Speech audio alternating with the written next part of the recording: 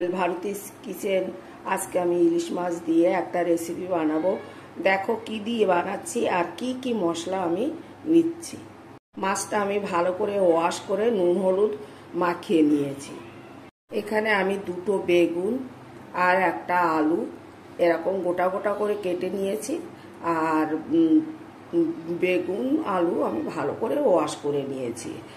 রান্নার মশলা হিসাবে আমি নিয়েছি আদা এক টুকরো, হাফ চামচ মতো কালো জিরে আর লঙ্কা একটু বেশি করে নিয়েছি, কারণ বেগুনের তরকারি একটু ঝাল ঝাল না হলে ভালো লাগে না। আমি এখানে নিয়েছি হাফ চামচ মতো গোলমরিচের গুঁড়ো, এখানে হাফ চামচ জিরে গুঁড়ো, হাফ চামচ ধনে গুঁড়ো আর এক চামচের একটু কম পাঁচফোড়ন নিয়েছি। ফ্রাই প্যানটা বসিয়ে দিয়েছি, গরম হয়ে গেছে। আমি সর্ষের তেল দিয়ে দিচ্ছি মাছগুলো ভাজার জন্য। আমি এই রান্নাটা সর্ষের তেলেই করব। তেলটা আমার গরম হয়ে গেছে, আমি মাছগুলো দিয়ে দিচ্ছি।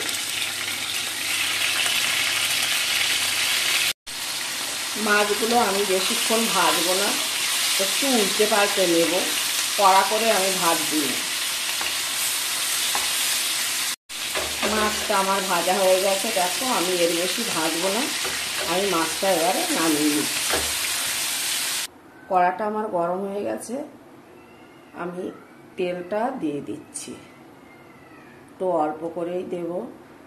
কালো জিরেটা প্রথমে দিয়ে দিচ্ছি, কাঁচা লঙ্কাটা দিয়ে দিলাম, আদাটা দিয়ে দিচ্ছি। মশলাটা একটু ভাজা ভাজা করে নেব। এবার বেগুন আলুটা দিয়ে দিচ্ছি। আমি এটা একটু ভাজা ভাজা করব, বেগুন আর আলুটা।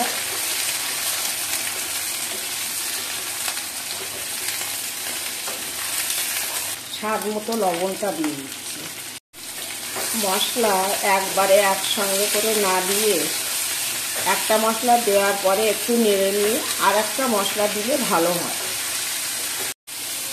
আন্দাজ মতো হলুদটা দিয়ে দিচ্ছি, তোমরা তোমাদের আন্দাজ মতো দিও, কারণ আমার এটা অভ্যাস হয়ে গেছে।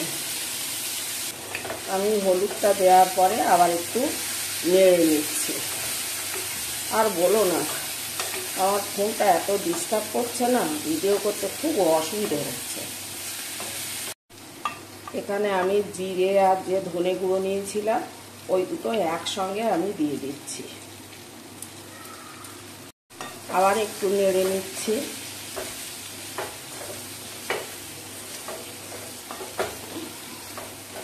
আমি এর বেশি আর কষাবো না। এবার আমি গরম জলটা ঢেলে দেব।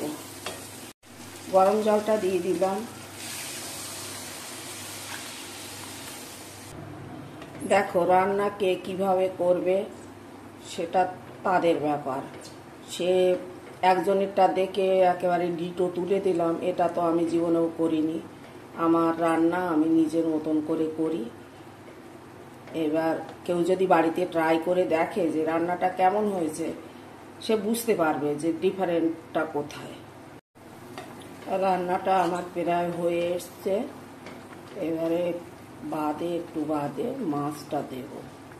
দেখো সব গলে গেছে।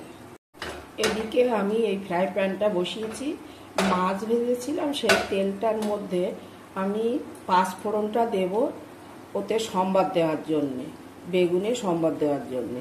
তারপর পাঁচফোড়নটা আমি দিয়ে দিলাম। এই ফোড়নটা আমি একটু লাল করে ভাজবো, ভেজে আমি ওর ওপরে বেগুনের তরকারির ওপরে তড়কা দেব, তাহলে গন্ধটা খুব সুন্দর আসে।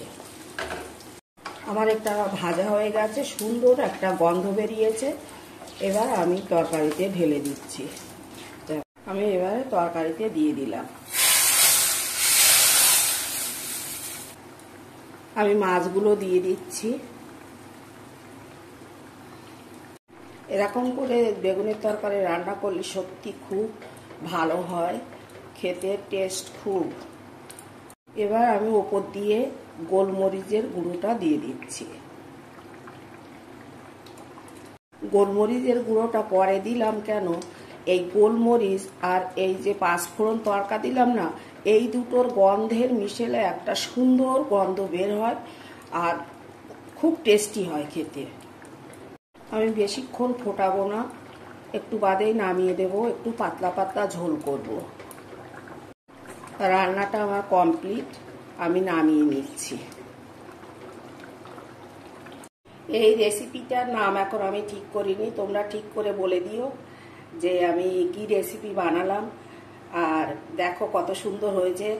এখানে তো আমি গুঁড়ো লঙ্কা ব্যবহার করিনি, কাঁচা লঙ্কা দিয়েই রান্না করেছি, মশলাও অনেক কম দিয়েছি।